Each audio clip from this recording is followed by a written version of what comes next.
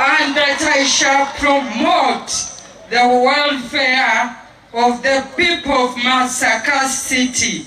So help me God.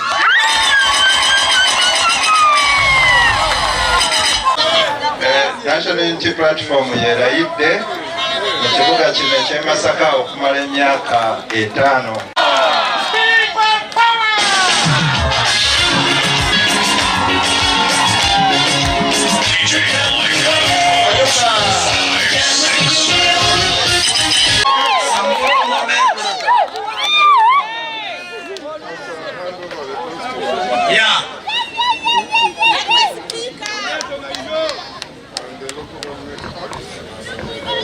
Hand over the Constitution, the Local Government Acts. I, Emmanuel Kafero, swear in the name of the Almighty God that I will give faithful service to this council and support and uphold the Constitution of the Republic of Uganda as the law established.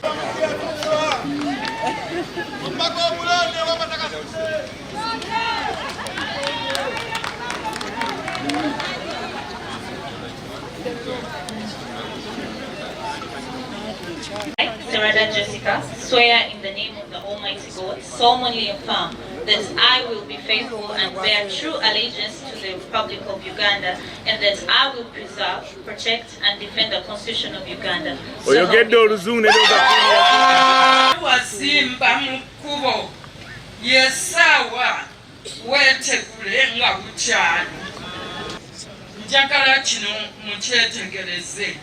Ku ssente zijja okukola enguudo mu puroguramu empya temuli za kuliyirira bantu. Ekyo tewaba kulimba. Bwe tunajja mu kitundu nga abantu abamu balinze okubaliyirira, tujja kuvaawo tugende mu kitundu ekirala tukolere abo abanaaba bakkiriza.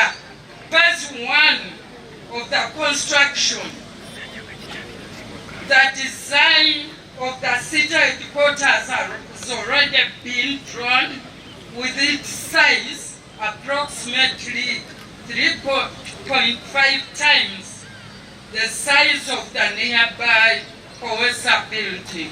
The project cost at completion is estimated at 15 billion.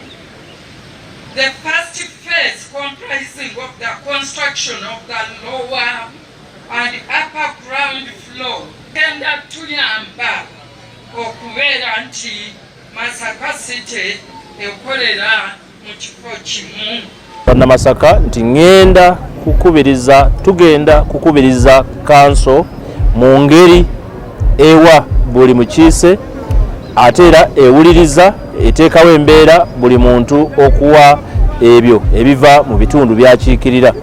Njagala okusuubiza bannamasaka nti tugenda kubawa obuweereza obw'obwenkanya, obuweereza obw'obwerufu ate era obuweereza obukulaakulanya ekibuga.